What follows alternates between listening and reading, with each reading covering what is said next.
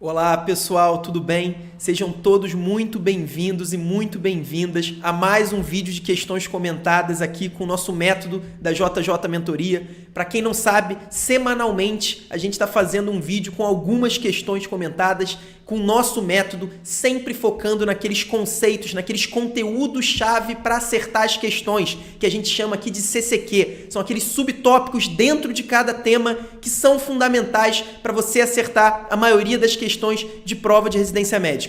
Hoje a gente trouxe 4 questões aqui de bancas importantes espalhadas pelo Brasil. Eu tenho certeza que você vai aproveitar bastante e vai memorizar alguns CCQs fundamentais. Então agora eu vou compartilhar minha tela para a gente começar a olhar as questões de hoje.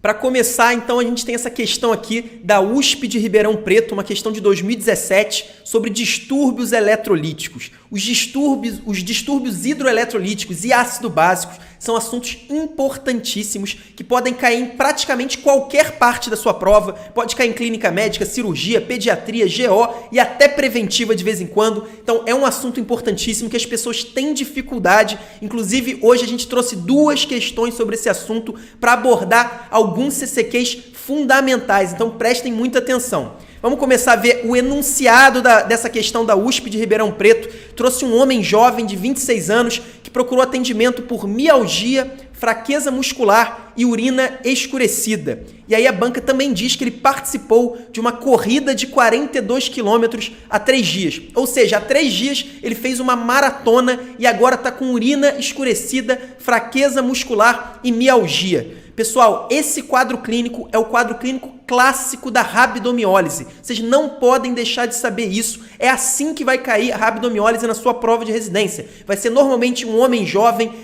que se submeteu a um exercício físico extenuante. Obviamente pode ser uma mulher também, mas normalmente as bancas costumam trazer homens, às vezes até militares. Isso é um tipo de enunciado comum das bancas de residência. Nesse caso, a banca citou uma maratona corrida há 3 dias e aí o paciente começa a sentir dores musculares, mialgia, fraqueza muscular e urina escurecida. Essa urina escurecida aí é por mioglobina, é uma mioglobinúria. Na verdade, não é sangue, cuidado para não confundir. Então, esse é o quadro clínico clássico da rabdomiólise, mas vamos ver o que a USP de Ribeirão Preto realmente está cobrando.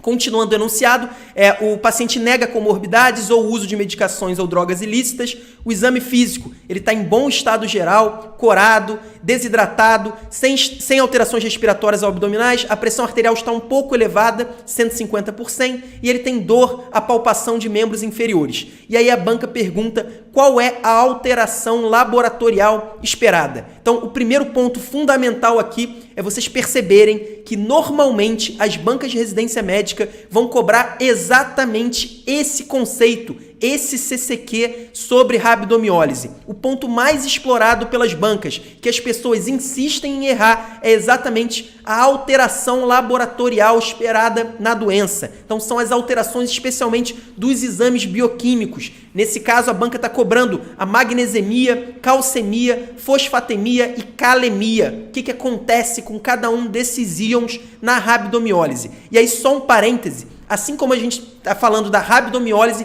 a gente poderia estar falando da síndrome de lise tumoral, que são 2 doenças com fisiopatologia parecida. Parece que não, mas vocês vão entender por quê.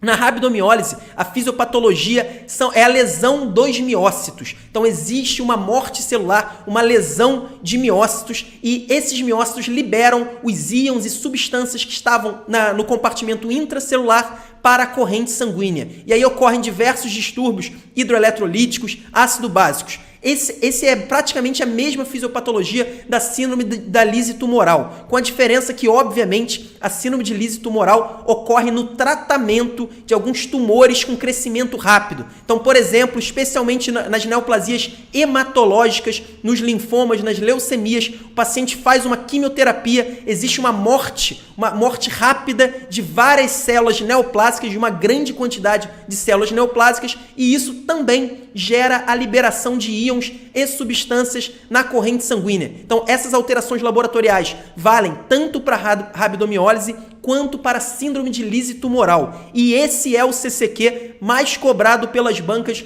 nas duas doenças. Então, preste muita atenção. O primeiro ponto, se eu falei que nas duas doenças existe uma liberação de íons e substâncias para a corrente sanguínea, é esperado que a maioria dessas substâncias aumente de concentração no sangue. E aí a gente pode até ver pela questão, a banca quer saber qual é a alteração laboratorial esperada. E ela coloca 4 hipos. Então, hipomagnesemia, hipocalcemia, hipofosfatemia e hipocalemia. Uma delas está correta e as 3 outras estão erradas, porque na verdade deveria ser o oposto. Então, por exemplo, a gente sabe que na rabdomiólise, assim como na síndrome de lise tumoral, um dos grandes problemas é exatamente a hipercalemia, um aumento rápido da concentração de potássio, que pode gerar até distúrbios elétricos no coração. Então a gente sabe que a hipercalemia é uma das coisas que ocorre na síndrome de lise tumoral e também, nesse caso aqui, na rabdomiólise.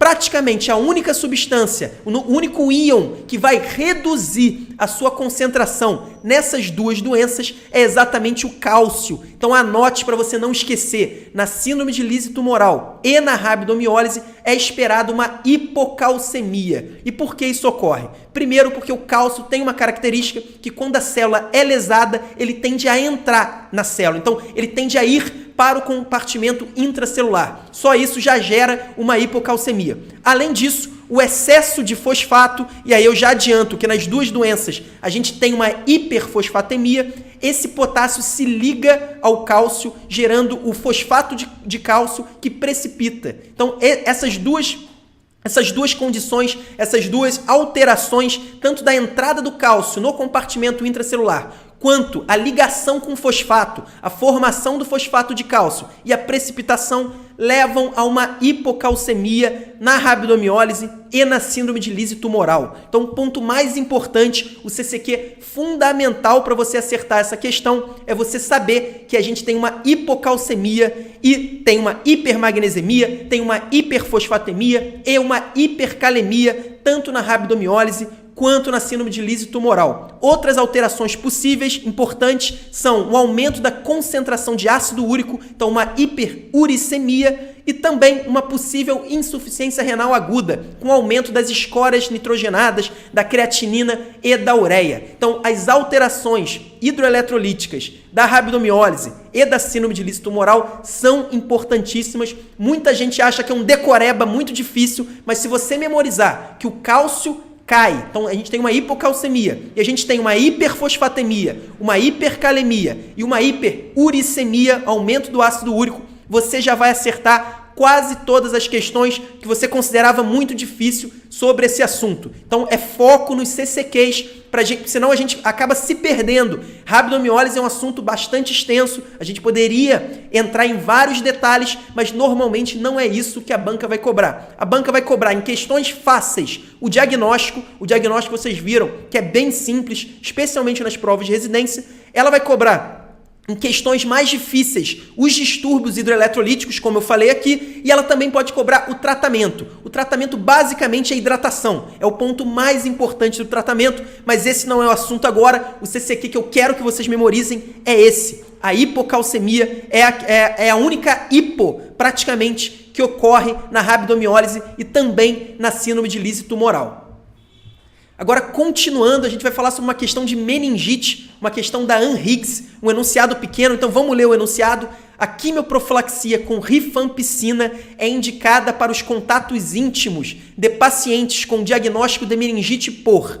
O primeiro ponto, na verdade, o ponto fundamental, o motivo pelo qual eu trouxe essa questão aqui para comentar, é para alertar vocês de uma coisa que eu costumo chamar de ilusão de ótica das provas de residência médica. Por quê? O que isso significa? A gente começa a estudar meningite, imagina que você está pegando ali um texto sobre meningite, assistindo uma aula, lendo uma apostila sobre o assunto.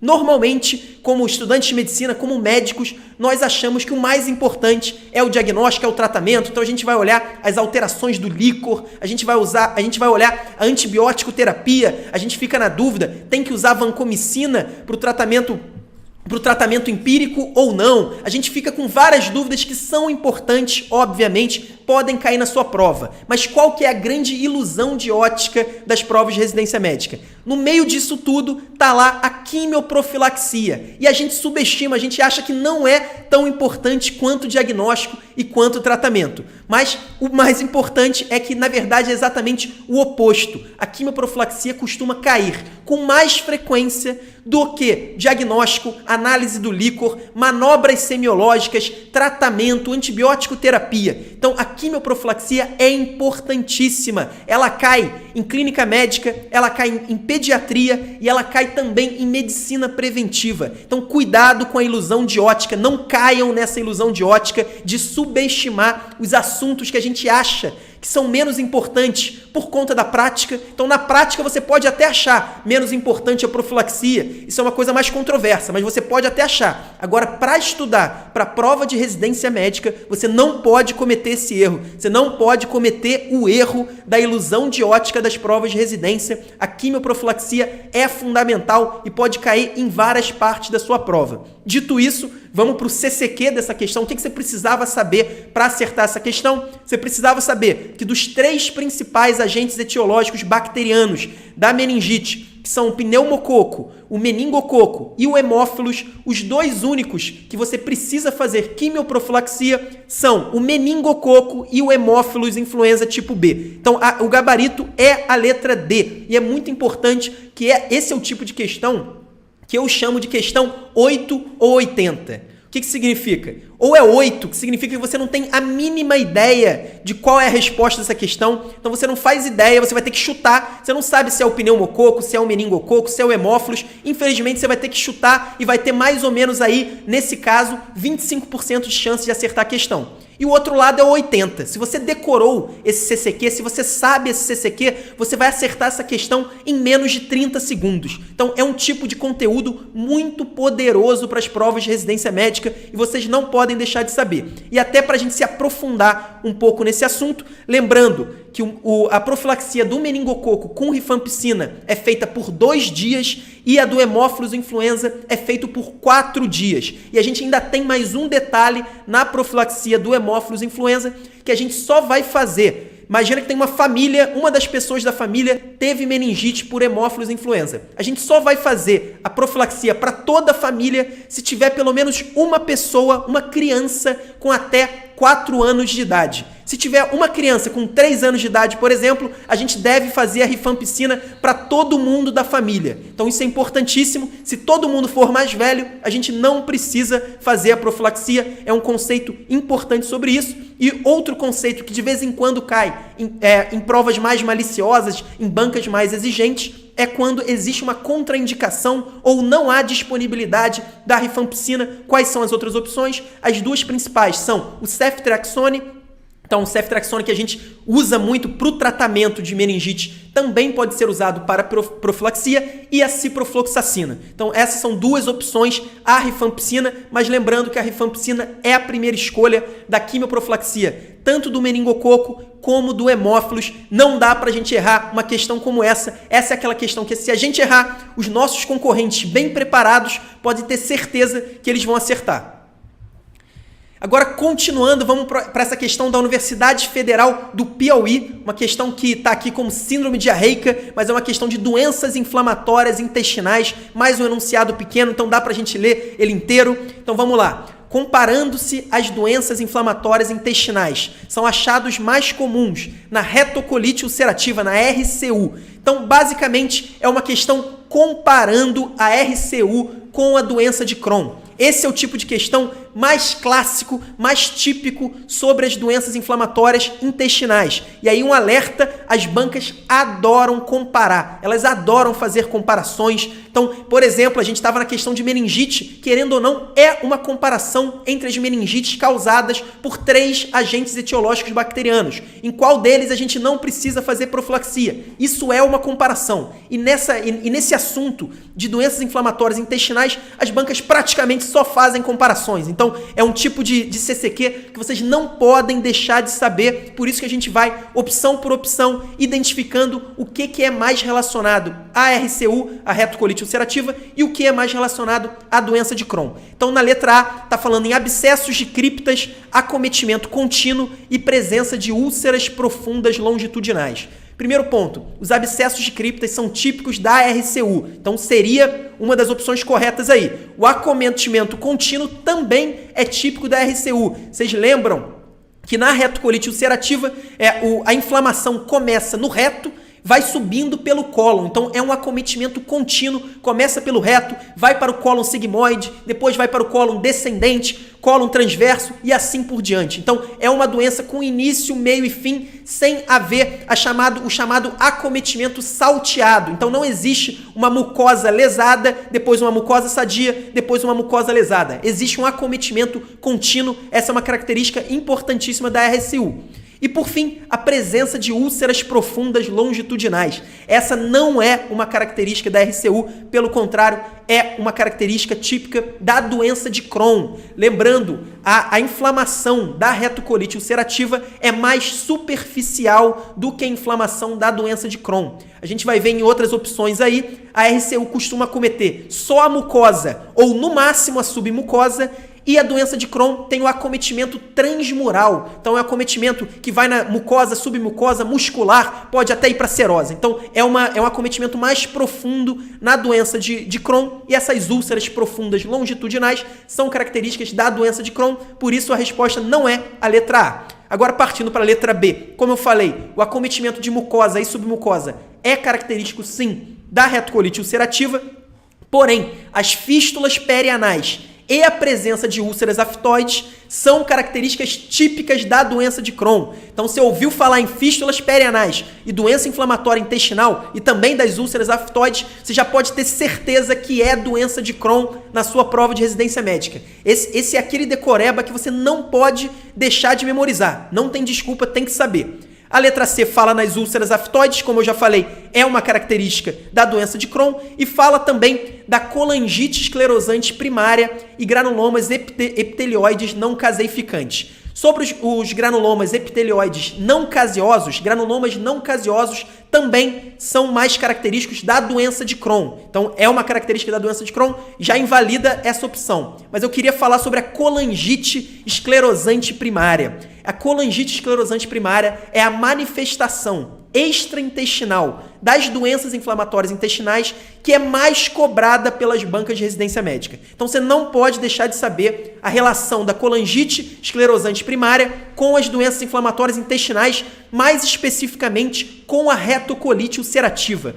Aproximadamente 80 a 90% dos pacientes que têm colangite esclerosante são portadores também da retocolite ulcerativa. Isso é fundamental que você saiba. Então, quase todo mundo que tem colangite esclerosante vai ter também, mesmo que seja subclínico, uma retocolite ulcerativa. Então, uma relação muito íntima entre essas duas doenças. E lembrando, a colangite esclerosante primária é uma doença grave, é uma doença que evolui para a cirrose.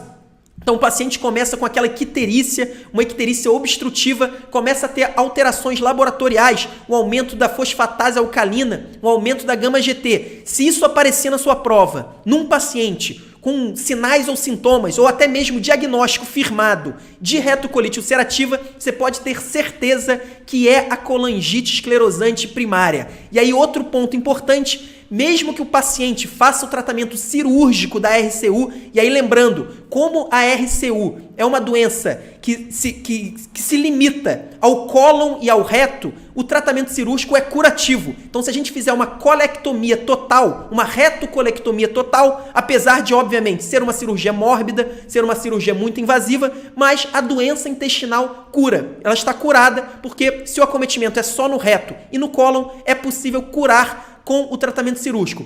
Fato que não ocorre na doença de Crohn. A doença de Crohn pode acometer todo o trato gastrointestinal, desde a boca até o ânus. Então, não tem como a gente curar a doença de Crohn com cirurgia. Mas a retocolite ulcerativa é possível. Porém, no caso da colangite esclerosante, se o paciente tem RCU e colangite esclerosante, mesmo que a gente faça a colectomia total, a doença nas vias biliares, então a colangite esclerosante, ela não vai melhorar e ela vai continuar progredindo. Então é um fator de mau prognóstico a ocorrência da colangite esclerosante em pacientes com RCU. São doenças com uma ligação muito íntima e que vocês não podem deixar de saber.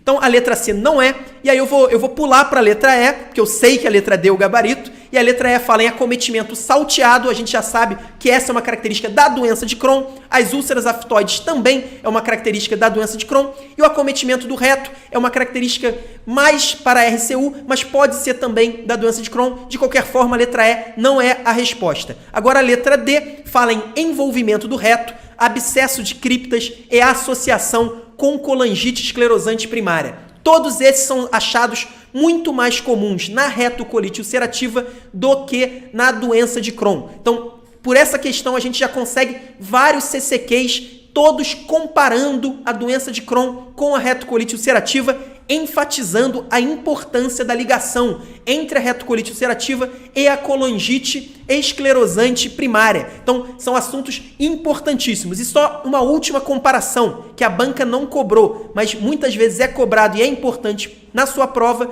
é que a retocolite ulcerativa tem um risco muito maior do desenvolvimento de câncer coloretal do que a doença de Crohn. As duas têm risco de evolução para câncer, mas esse risco é muito maior na retocolite ulcerativa. Então, esse é um fato importante e que pode ser cobrado na sua prova. Mas o principal CCQ aqui, que eu queria que você memorizasse, além de todas essas comparações entre a RCU e a doença de Crohn, é a relação da colangite esclerosante com a RCU. Então, 90% aproximadamente dos pacientes com colangite esclerosante tem RCU, mesmo que seja uma retocolite ulcerativa subclínica, e esses pacientes, mesmo que você opere, faça uma colectomia total e cure a doença intestinal, a colangite esclerosante não é curada e ela continua evoluindo. Então, fiquem muito atentos a isso. O gabarito é a letra D.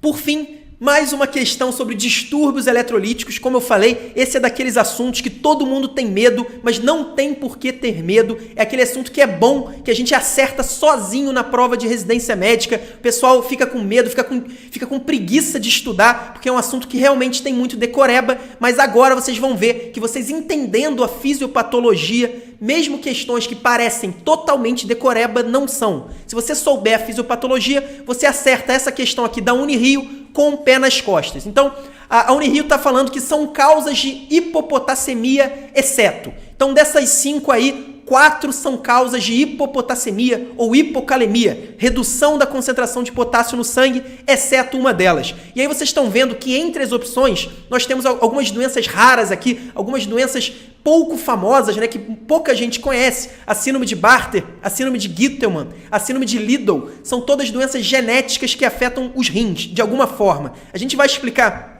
melhor sobre cada uma delas, mas eu já queria começar aqui já dando o gabarito. Sabe por quê? Porque normalmente as pessoas, quando vem uma questão dessa, elas se desesperam olhando para as opções que elas não conhecem. Então elas olham a síndrome de Bartter, se elas não lembrarem o que é a síndrome de Bartter, o que é a síndrome de Liddle, elas já vão ficando desesperadas, acham que vão errar a questão. Só que o segredo para você ir bem, para você ter um grande desempenho nas provas de residência médica, não é você conhecer tudo sobre a medicina, não é você saber todas as opções da sua resposta. Você só precisa saber uma para acertar a questão. Nesse caso, você precisa saber alguma dessas doenças que não curse com hipopotassemia. Então, a gente sempre começa pelas opções que a gente conhece. Então, a gente vai começar, por exemplo, pela leptospirose, que é uma doença conhecida, tenho certeza que todo mundo conhece. Essa doença infecciosa é uma doença bacteriana importante e a gente sabe que a leptospirose cursa com insuficiência renal, pode causar insuficiência renal aguda.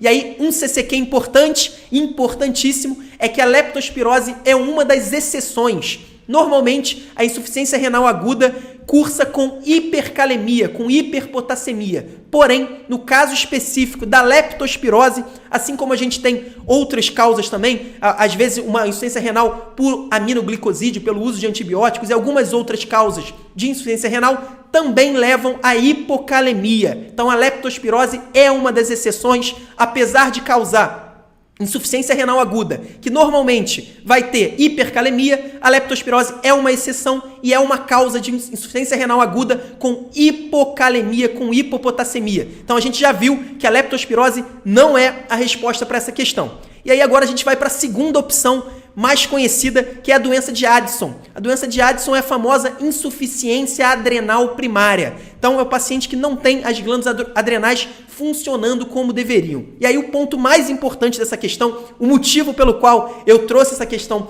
para vocês, é que vocês precisam conhecer a relação do sistema renina-angiotensina, aldosterona, com o potássio, com os distúrbios hidroeletrolíticos, porque isso pode cair em várias questões sobre vários assuntos possíveis. Então, na doença de Addison, obviamente, a gente tem uma queda do sistema renina-angiotensina-aldosterona. Então, a gente tem um hipoaldosteronismo na doença de Addison, porque, claro, a adrenal é o órgão que produz a aldosterona, então a gente tem um hipoaldosteronismo. Qual é a função da aldosterona no corpo? Basicamente, ela reabsorve sódio, então é um tipo de hormônio que causa uma retenção de sódio e água, então existe uma retenção de volume e, em troca do sódio, existe uma excreção de potássio e íons H+. Então, no caso, um paciente com excesso de aldosterona, ele pode ter uma hipernatremia associada a uma hipocalemia e uma alcalose metabólica.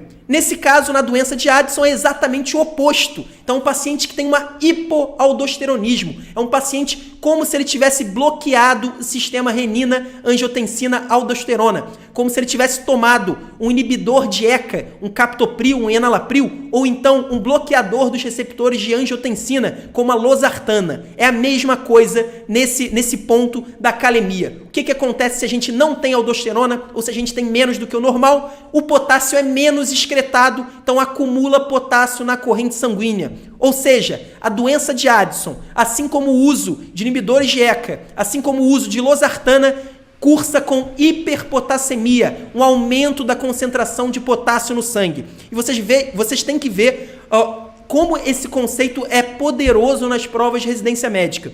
Porque nesse caso foi uma pergunta direta e a banca colocou a doença de Addison, mas poderia ter colocado o uso de inibidores de ECA, poderia ter colocado o uso dos bloqueadores de receptores de angiotensina. Então é fundamental que vocês saibam, quando a gente tem menos aldosterona, quando tem menos efeito de aldosterona no corpo, a gente tende a ter uma hipercalemia com uma acidose metabólica, porque o H+ também acumula na corrente sanguínea. E o oposto o oposto é verdadeiro. Então, quando a gente tem uma queda da aldosterona, quando a gente tem um aumento da aldosterona, quando a gente tem, por exemplo, um hiperaldosteronismo primário ou secundário, uma das causas disso, por exemplo, uma desidratação. Quando o paciente fica desidratado, a gente tende a ter uma hiperativação do sistema renina-angiotensina-aldosterona. Nesses casos, há um aumento da reabsorção de sódio e há um excesso da excreção de potássio. Então, nesses casos, sim, a gente cursa com hipocalemia, hipopotassemia e também com alcalose metabólica.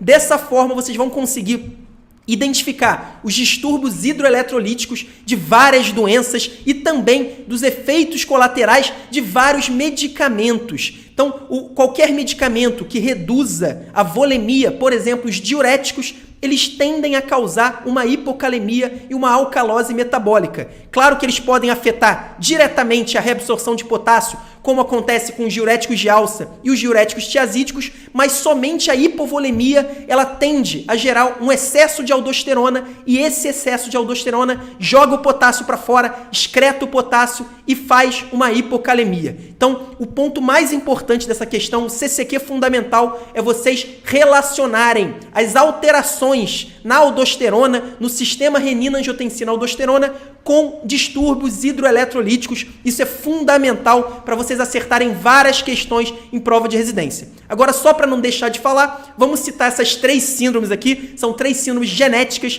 a síndrome de Bartter e a síndrome de Gittelman. São doenças autossômicas recessivas e a síndrome de Liddle é uma doença autossômica dominante.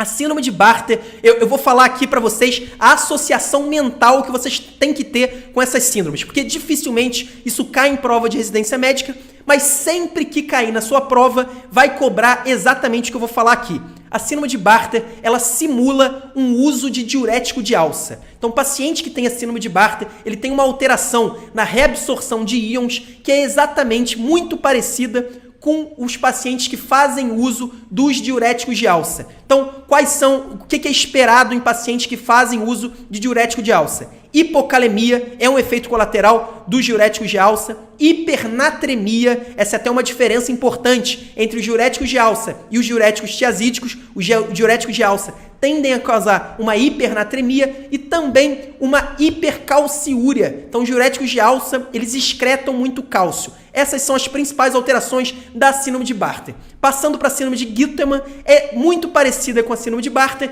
só que ela simula o uso de diuréticos tiazídicos. E aí, hipocalemia, hiponatremia e hipocalciúria. Então, é basicamente a mesma coisa que a síndrome de Bartter, só que a síndrome de Bartter é um diurético de alça e a síndrome de Guiltmann é um diurético tiazídico. Mais uma vez reforçando, isso são simplificações, associações mentais que vão fazer você acertar as questões de prova de residência médica.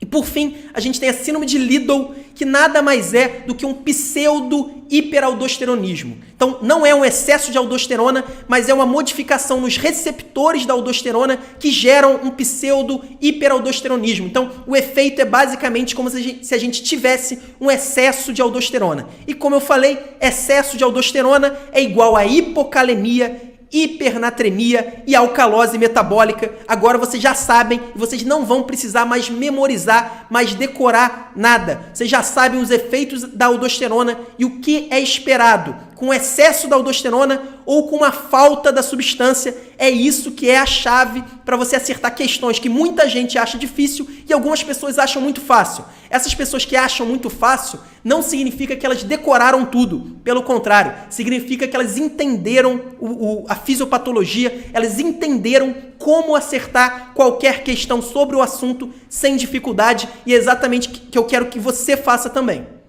Bom, pessoal, essas foram as questões de hoje. Eu espero que vocês tenham aprendido alguns CCQs importantes, que a gente tenha aberto a mente de vocês para algumas estratégias fundamentais para acertar questões de provas de residência médica. E semana que vem a gente tem mais questões comentadas e eu convido você a assistir toda semana. Um abraço, até semana que vem.